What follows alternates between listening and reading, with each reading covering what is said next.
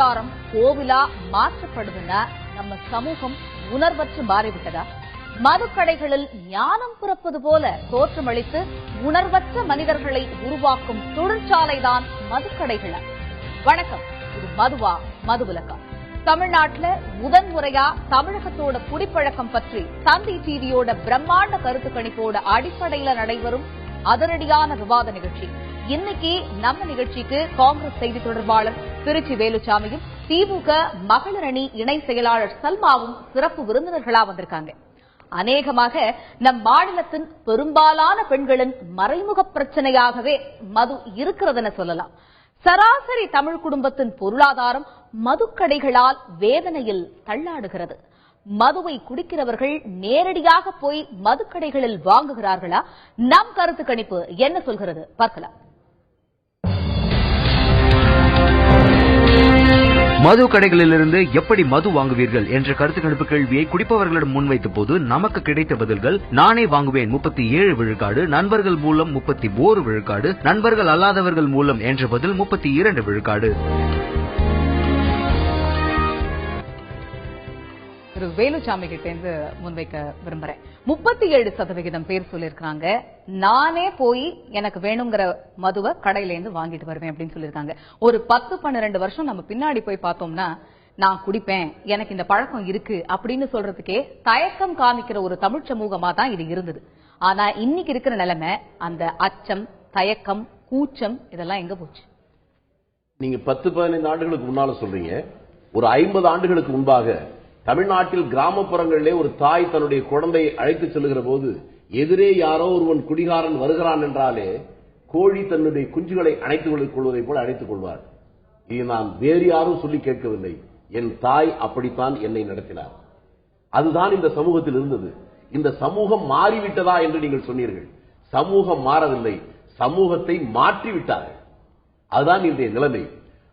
குடியை கெடுக்கும் என்று எழுதி அந்த குடிபாட்டிலுக்கு மேலே ஒட்டிவிட்டு அதையே ஒரு அரசாங்கமே விற்கிறது என்றால், ஒரு அரசாங்கம் என்றால் என்ன என்கின்ற கேள்வி எழுகிறது.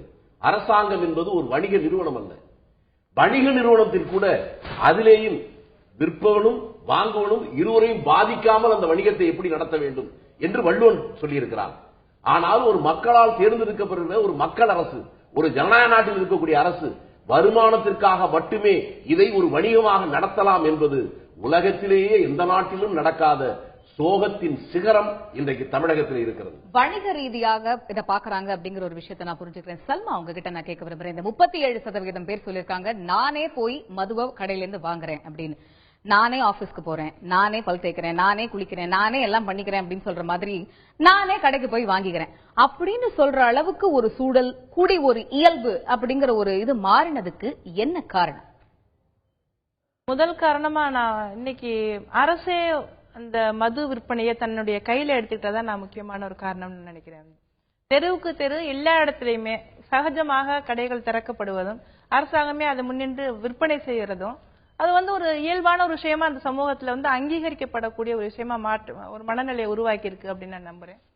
அது மட்டும் இல்லாம நம்முடைய திரைப்படங்கள்ல பார்த்தோம்னா கடந்த ஒரு 15-20 வருடங்களாக ஒரு எல்லா காட்சியிலுமே குடியை முன்னிறுத்தக்கூடிய அது ஒரு கொண்டாட்டமாக, ஒரு பெருமையாக, ஒரு ஹீரோயிசம் மாதிரியான ஒரு விஷயமா மாத்தி தான் காட்டிட்டே இருக்காங்க.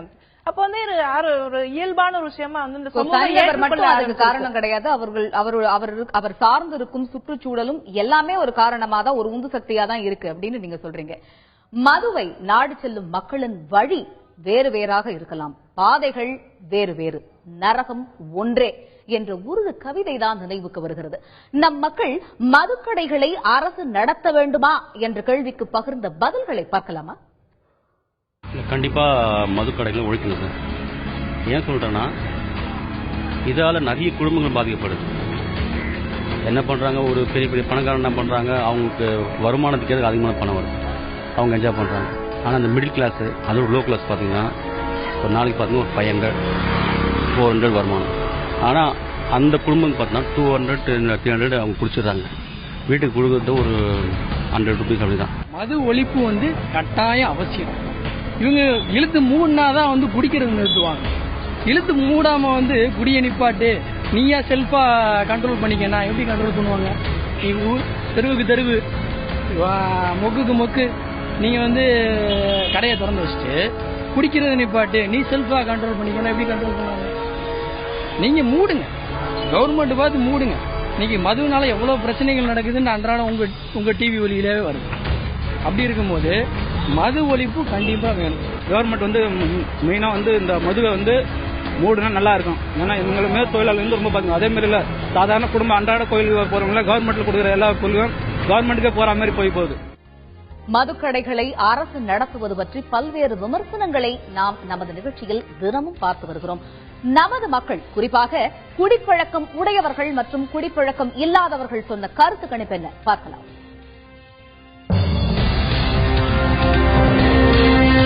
அரசாங்கம் மதுக்கடைகளுக்கு தடை விதிக்குமா என்ற கருத்து கணிப்பு கேள்வியை முன்வைத்த போது நமக்கு கிடைத்த பதில்கள் ஆம் 35 விழுக்காடு, இல்லை 43 விழுக்காடு, சொல்ல விருப்பமில்லை என்ற பதில் 22 விழுக்காடு.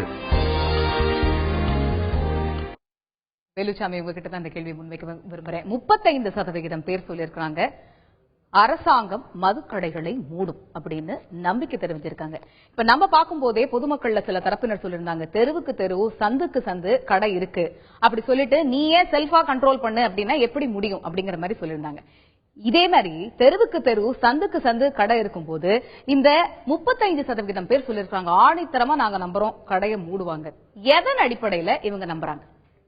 இந்த சதவீதம் என்று சொல்வதெல்லாம் நீங்களும் நானும் இந்த சமூகம் நம்மை நாமே ஏமாற்றிக் கொள்கிற ஒரு செய்தி.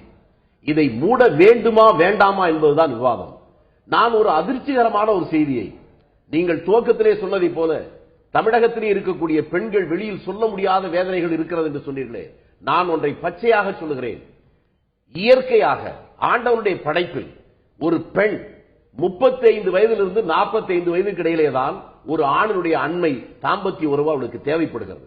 ஆனால் இன்றைக்கு தமிழ்நாட்டில் இருக்கக்கூடிய யதார்த்த நிலைமை என்ன தெரியுமா? 35 வயது ஒரு ஆணவனுக்கு வருகிறதே தமிழ்நாட்டில் இருக்கக்கூடிய இளைஞர்களில் கிட்டத்தட்ட 20% மேலே அவன் தாம்பத்திய உறவுக்கு தகுதி இல்லாதவனாக மாற்றப்பட்டிருக்கிறான். இது இதோடைய பிரச்சனை அப்படின்னு பார்க்கும்போது இப்ப இந்த 35% பேர் அதுதான் நான் சொல்ல வருகிறேன். இதுல சதவீதம் முக்கியம் அல்ல. ஒரு பானை சோற்றிலே வந்து ஒரு சொட்டு விஷத்தை கலந்தால் பரவாயில்லையா என்று சொல்லுகிறீர்கள். இது 1%, 99%, 100% என்பதல்ல. இவ்வளவு சதவிகித மக்கள் வந்து என்ன அடிப்படையில் ஆணித்தரமா நம்புறாங்க கடைகள் மூடப்படும் அரசனாலங்கிறது தான் என்னுடைய கேள்வி. அவர்கள் மயக்கத்தில் சொன்னார்களா, நிதானத்திலே சொன்னார்களா எனக்கு தெரியாது. நான் சொல்ல வருகிற விஷயம், இன்றைக்கு தமிழகத்திலே இருக்கிற 1000 பிரச்சனைகளில் தலையாய பிரச்சனை இது என்பதால் தான் இந்த தலைமுறை மட்டுமல்ல அடுத்த தலைமுறையும் சேர்த்து, அதுவும் தமிழ்நாட்டுடைய பண்பாட்டை, கலாச்சாரத்தை ஆழ குதித்து புதைக்கின்ற ஒரு காரியம் நடந்து கொண்டிருக்கிறது என்பதற்காக சொல்லுகிறேன். சல்மா, உங்ககிட்ட நான் கேட்க விரும்புறேன். 35% பேர் வந்து அந்த மாதிரியான ஒரு கருத்து, அதாவது அரசு கடைகளை மூடும் அப்படிங்கிற ஒரு கருத்தை முன் வச்சிருக்காங்க. இந்த பக்கம் 43% மக்கள் சொல்லக்கூடிய விஷயம் வந்து அரசு கடைகளை மூடாது.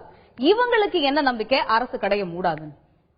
பொதுவா இன்னைக்கு இந்த அரசு இயங்கி கொண்டிருக்கக்கூடிய விதத்தை வந்து நம்ம பார்த்தோம்னா, ஒரு டார்கெட் வச்சு விற்பனையை வந்து ஒவ்வொரு பார்த்தோம்னா இப்ப சமீபத்தில் வந்து தீபாவளிக்கு கூட 300 கோடி அப்படிங்கிற ஒரு இலக்கை வச்சு இலக்கை நோக்கி போகக்கூடிய ஒரு நிலையில விற்பனை வந்து நடந்திருக்கு. வெள்ளம்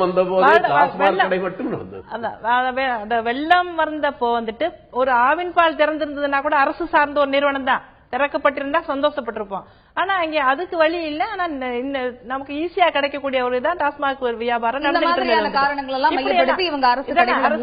நிச்சயமா. ஏன்னா அரசு அது மட்டுமல்ல, இன்றைக்கு சாராய கடை அப்படிங்கிற ஒரு விஷயத்த அதுக்கு சப்ளை பண்ற ஒரு இடத்துலயும் அரசுக்கு பின் இருக்கக்கூடிய நபர்கள் தான் பினாமியா வந்து வித்துக்கிட்டு இருக்காங்க. வந்துட்டு இந்த மக்களுடைய வரிப்பணம் முழுக்க முழுக்க பல குடும்பங்களை அழித்து அந்த பணம் எல்லாம் போகக்கூடிய இடம் எதுவா இருக்குன்னா இந்த அரசாங்கத்தின் பின்னணியில் இருக்கக்கூடியவர்கள், பினாமியா இருக்கக்கூடியவங்க, அவங்க கிட்ட தான் அந்த பணம் போய்கிட்டு இருக்கு. வந்துட்டு அந்த இலக்கை நோக்கி அவர்கள் போகும் பொழுது அவங்க மூடுவாங்கிற நம்பிக்கை பல பேருக்கு வரப்போறது இல்லை.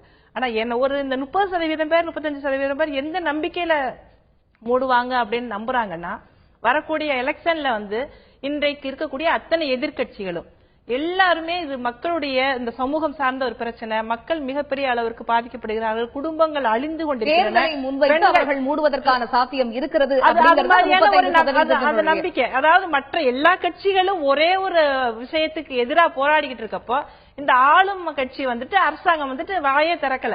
அப்ப அவங்களுக்கு முன்னாடி நம்ம ஏதாவது ஒரு மாற்றத்தை உருவாக்கலாம்னு எலெக்ஷன் முன்னாடி இவங்க செய்வாங்களோங்கிற சின்ன ஒரு நம்பிக்கையில சொல்லியிருக்காங்க. நிச்சயமாக நிறைய நம்பிக்கைகள் எழுகிறது. குடிப்பழக்கம் இருப்பவர்கள் அரசு மதுக்கடையை மூடுமா மூடாதா என்பதற்கு என்ன சொல்கிறார்கள் தெரிந்து கொள்ளலாம் நேயர்களே, ஒரு சிறிய இடைவெளிக்கு பிறகு.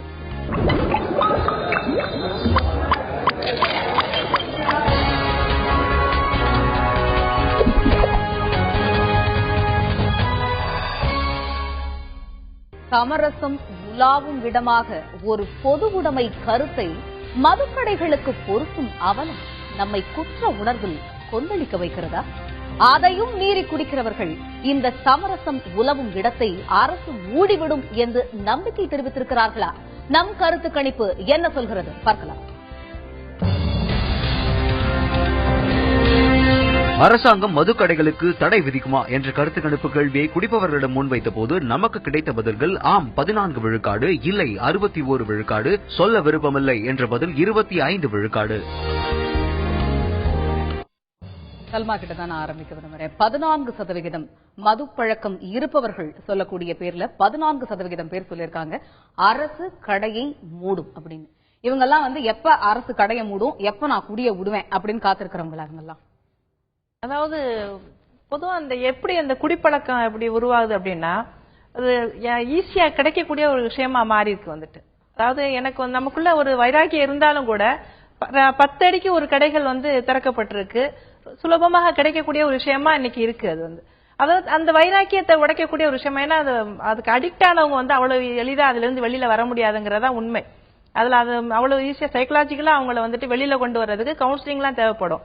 அதுதான் அப்படிதான் அவங்களை வெளியில கொண்டு வர முடியுமே. ஒரு காரணம் அது கடையை மூடினா நிச்சயமா கிடைக்காது. அது ஒரு முக்கியமான ஒரு காரணம். அவங்க ஒரு பாண்டிச்சேரி போய் குடிக்கணும், அல்லனா இன்னும் பல மைல் தூரம் போய் குடிக்கணும் அப்படின்னு சொன்னா நிச்சயமா யாரும் அதுக்கு போயிட்டு வர்றதுக்கான முன்னெச்சரிக்கை இதை எடுக்க மாட்டாங்க அதுதான் இங்க முக்கியமான ஒன்று. ஈஸியா கிடைக்குங்கிறப்பதான் அதுல இருந்து அவங்களால வெளியில வர முடியாம ஆகுது இப்ப கிராமங்கள்ல பார்த்தோம்னா எல்லா இடத்துலயுமே கிடைக்குது. எல்லா இடத்துலயுமே கிடைக்கிறப்ப அவங்க ஈஸியா போய் குடிச்சிட்டு பைக் ஓடிக்கிறாங்க. அவைலபிலிட்டி இது முக்கியமான விஷயம். அக்சஸிபிலிட்டி அவைலபிலிட்டிங்கிறத முக்கியமான விஷயம். அக்சஸிபிலிட்டி அவைலபிலிட்டி அஃபோர்டபிலிட்டி இதுவுமே ஒரு முக்கியமான காரணமா நீங்க சொல்றத நான் புரிஞ்சுக்கிறேன். திரு வேலுச்சாமி உங்ககிட்ட நான் கேட்க விரும்புறேன். 61% பேர் குடிப்பழக்கம் இருக்கக்கூடிய 61% பேர் சொல்லியிருக்காங்க அரசாங்கம் கண்டிப்பா கடையை மூடாது அப்படின்னு சொல்லியிருக்காங்க. இவங்களுக்கு என்ன அவ்வளவு நம்பிக்கை அரசாங்கம் கடையை மூடாது அப்படின்னு சொல்றதுல? இவங்களுடைய கருத்து தான் அரசோட நிலைப்பாடா?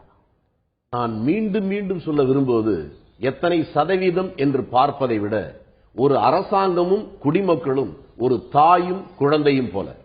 அந்த குழந்தைக்கு எது நல்லதோ அதை செய்வதுதான் பேருதான் தாய். அந்த குழந்தை மழை காலத்திலே ஐஸ்கிரீம் வேண்டும் என்று கேட்டால் எந்த தாயும் வாங்கி தரமாட்டாள். அது அவளை இந்த குழந்தையை பாதிக்கும் என்று. ஒரு அரசாங்கம் என்பது அந்த குழந்தையை பராமரிக்கிற தாயை போல அந்த மக்களுக்கு எது நன்மை தருமோ, அவருடைய எதிர்காலத்திற்கு எது நல்லதோ அதை செய்வதற்கு பேர் தான் ஒரு அரசாங்கம். அதைத்தான் நான் துவக்கத்திலேயே சொன்னேன். ஒரு அரசாங்கம் என்பது வணிக நிறுவனம் கொடுக்க வேண்டும், மக்களின் ஆரோக்கியத்திற்கு முன்னுரிமை கொடுக்க வேண்டும் என்று நீங்கள் நலவாழ்வு விருப்பத்தை அல்ல, அவருடைய நலவாழ்வு, அவர்களுடைய எதிர்காலத்திற்கு எது நல்லதோ அதை செய்வதற்கு பேர் தான் ஒரு அரசு. அதுதான் ஒரு தாய்மை குணம். நிச்சயமாக மக்களின் ஆரோக்கியத்திற்கு முன்னுரிமை கொடுக்க வேண்டும் என்பது கருத்தாக பதிவாகிறது. குடிப்பவர்களின் கருத்தை பார்த்தோம். ஒரு காலத்தில் தானும் குடித்ததை ஒற்றுக்கொண்டு அதை பற்றி பேசும் ஒரு பிரபல இசையமைப்பாளர் சொல்வது என்ன பார்க்கலாம். இப்ப நீங்க குடிக்காம இருக்கிறதுனால எதுவுமே இழக்க போறது இல்ல, குடிக்கிறதுனால நிறைய இழக்க போறீங்க. அதனால எது குடிக்கணும் அப்படிங்கிற பேசிக் கான்செப்ட் யோசிச்சு பார்த்தாலே போதும். அண்ட் இவ்வளவு பேசுறியா நீ எல்லாம் குடிக்க மாட்டியா அப்படின்னு நிறைய பேர் நீங்க கேட்பீங்க. அண்ட் குடிக்கிறதுல என்ன தப்பு அப்படின்னு கேட்பீங்க. ஒரு விஷயத்த பண்ணி அதுல அடிபட்டு இருக்கிறவங்களால தான் மற்றவங்களுக்கு சொல்ல முடியும். என்னுடைய வாழ்க்கையில நடந்த அனுபவங்களை வச்சு நான் சொல்றேன். குடிக்கிறதுனால பல விஷயங்கள் இழந்துடுவீங்க. ஸோ அதனால இன்னைக்கு நான் ஒரு பெரிய ரோல் மாடல்லாம் கிடையாது. பட் இன்னைக்கு இருக்கிற இளைஞர்களுக்கு நான் சொல்றது ஒரே ஒரு சின்ன விஷயம் தான். அப்போதைக்கு சந்தோஷமா இருக்கும், களவும் கற்று மரம்பாங்க. நீங்க ஏற்கனவே குடிச்சிட்டு இருப்பீங்க, எல்லாம் ஜாலியா இருப்பீங்க. பட் உங்களுக்கு அப்படின்னு ஒரு ரெஸ்பான்சிபிலிட்டி, உங்களுக்குன்னு ஒரு வாழ்க்கை வரப்ப அதுக்கு பல தடங்கல்களை இந்த குடி கொடுக்கும். அது உணர்ந்து பட்டு தெரிஞ்சுக்கிறத விட அதுக்கு முன்னாடியே தவிர்த்து தெரிஞ்சுக்கிட்டா இன்னும் உங்க வாழ்க்கை வளமா இருக்கும். இது அட்வைஸா எடுத்துக்காதீங்க. உங்க நண்பன் தான், சும்மா தெரிஞ்சனால சொல்றேன், அவ்வளவுதான். நன்றி, வணக்கம். பீஸா ஹிப்ஹாப் தமிழா. குடிக்காதது இன்றைய தேதியில் மிகச்சிறந்த அறமாக கூட எடுத்துக் கொள்ளப்படுகிறது. அப்படி இருக்கும் பட்சத்தில் குடிப்பழக்கம் இல்லாதவர்கள் அரசு கடையை மூடுமா இல்லையா என்பது குறித்து என்ன சொல்கிறார்கள் பார்க்கலாம். அரசாங்கம் மது கடைகளுக்கு தடை விதிக்குமா என்ற கருத்து கணிப்பு கேள்வியை குடிக்காதவர்களிடம் முன்வைத்த போது நமக்கு கிடைத்த பதில்கள் ஆம் 48 விழுக்காடு, இல்லை 31 விழுக்காடு, சொல்ல விருப்பமில்லை என்ற பதில் 21 விழுக்காடு.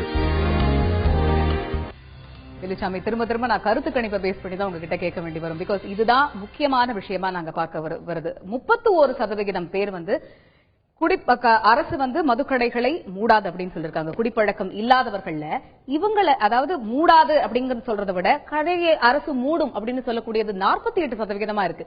அவர்கள் எதன் அடிப்படையில் சொல்கிறார்கள்? நான் என்னுடைய வாழ்க்கையில் இதுவரை மதுவின் வாடை கூட என் மீது படியாமல் வாழ்கிறவன் என்பது மட்டுமல்ல, என் வீட்டில் இருக்கிற எந்த குழந்தைகளுக்கும் என் வீட்டுக்கு அமெரிக்காவுடைய ஜனாதிபதி வந்தாலும் குடித்து விட்டு வந்தால் வெளியே போ என்று நான் விரட்டி இருக்கிறேன் இன்று வரை. அதற்கு காரணம் மதுவால் மட்டுமல்ல, என்னை விட என்னுடைய வம்சம், என்னுடைய குடும்பத்தில் இருக்கக்கூடிய குழந்தைகள், அவருடைய எதிர்கால நலவாழ்வு அது முக்கியம் என்று நான் நினைக்கிறேன். ஒரு தனி மனிதனாக இருக்கிற நான் எப்படி நினைக்கிறேனோ அதை போலத்தான் ஒரு அரசாங்கம் நினைக்க வேண்டும் என்று நான் விரும்புகிறேன். அந்த பொறுப்புணர்ச்சியோட வெளிப்பாடு தான் இந்த 48%. நிச்சயமாக அந்த 30 வரும் மூட மாட்டார் என்று சொல்லுகிறார்களே, அவர்கள் விருப்பம் அதுவல்ல, விரக்தியில் சொல்லுகிறார்கள். இந்த அரசாங்கம் செய்யாது, லாப நோக்கத்தோடு செயல்படுகிறது, அந்த விரக்தியில் சொல்வதாகத்தான் நான் எடுத்துக்கொள்கிறேன். சல்மா, உங்ககிட்ட கேட்க விரும்புறேன். 31% பேர் சொல்லிருக்காங்க அரசு மதுக்கடைகளை மூடாது அப்படின்னு சொல்லும்போது, இப்ப பார்க்கும்போது இந்த தெரு கடைகள் இருக்குன்னு சொல்றோம். முக்கியமா கோவில், பள்ளிகள், ரெசிடென்சியல் ஏரியா இந்த மாதிரி இருக்கிற இடத்துலதான் இருக்கு. இதனால நிறைய குழந்தைகள், பெண்மணிகள் பாதிப்புக்கு ஆளாகிறாங்க. அதை நம்ம கண்கூட பாத்துக்கிட்டு தான் இருக்கோம். இப்ப அரசு கடைகளை மூடாதுன்னு சொல்லிருக்கிற இந்த 31% பேருடைய மனநிலை என்னவா இருக்கும்? இவங்க இந்த மூலமா நடக்கக்கூடிய இந்த வன்முறை சம்பவங்கள் எல்லாம் கண்டும் காணாம விடுறதுடைய மனநிலையா இதை நம்ம எடுத்துக்க முடியுமா? பொதுவா இன்னைக்கு நம்ம தொடர்ந்து இது தனி மனித உடல்நல சார்ந்ததா ஒரு விஷயமா மட்டும் நம்ம பார்க்க முடியாது. இது ஒரு சமூக பிரச்சனையா தான் நம்ம பார்க்க வேண்டியிருக்கு. எவ்வளவு சமூகத்துல சீரழிவுகளை மது உருவாக்கி இருக்குங்கிறத நம்ம கண்கூட பாத்துட்டு இருக்கோம். பெண்கள் இவ்வளவு பாலியல் பலாத்காரம் இன்னைக்கு நடந்துகிட்டு இருக்குன்னா பின்னணியில மது இருந்துகிட்டே இருக்கு. ஒவ்வொரு இன்சிடென்ட்க்கு பின்னாடி மது இருக்கு. அவங்க மது குடிச்சிட்டு தான் அந்த விஷயத்த பண்ணிருக்காங்க அப்படிங்கறது தெரியுது. இன்னைக்கு குழந்தைகள் குடிக்க ஆரம்பிச்சிருக்காங்க. அந்த கணவன் குடிச்சிட்டு மனைவியை அடிக்கிறது, குடும்பங்களுக்குள்ள நடக்கக்கூடிய வன்முறை எல்லாமே மதுவின் பின்னணியில தான் நடந்துகிட்டு இருக்கு. இப்ப நம்ம என்ன இந்த 31% பேருங்கிறவங்க எதனால அதை சொல்றாங்க அப்படின்னா, அவங்க இயல்பா என்ன நடக்குது, தன்னுடைய அண்டை வீட்டுல என்ன நடக்குது, தனக்கு அருகாமையில என்ன நடந்துகிட்டு இருக்கு, இது எல்லாத்தையும் அவங்க பாத்துக்கிட்டு இருக்காங்க. அனுபவ ரீதியா அவங்க பார்த்துட்டு இந்த விஷயத்தை முன்வைக்கிறாங்கன்னு நான் நினைக்கிறேன். அரசாங்கம் எப்படி இயங்கிக்கிட்டு இருக்குங்கிறதையும் பாக்குறாங்க. ஒரு வெளிப்பாடா 31% இருக்கிறது. இன்பமும் துன்பமும் தான் வாழ்க்கை, இருளும் ஒளியும் தான் வாழ்க்கை, நம்பிக்கையும் நம்பிக்கையின்மையும் தான் போதையால் பாதிக்கப்படாத நம் அடுத்த தலைமுறை பற்றிய கனவுகளில் எதிரொலிக்கிறது. நிகழ்ச்சிக்கு வந்த சிறப்பு விருந்தினர்களுக்கு மனமார்ந்த நன்றி. மீண்டும் சந்திக்கலாம். விடைபெறுவது காயத்ரி. இணைந்திருங்கள் தந்தி தொலைக்காட்சியுடன்.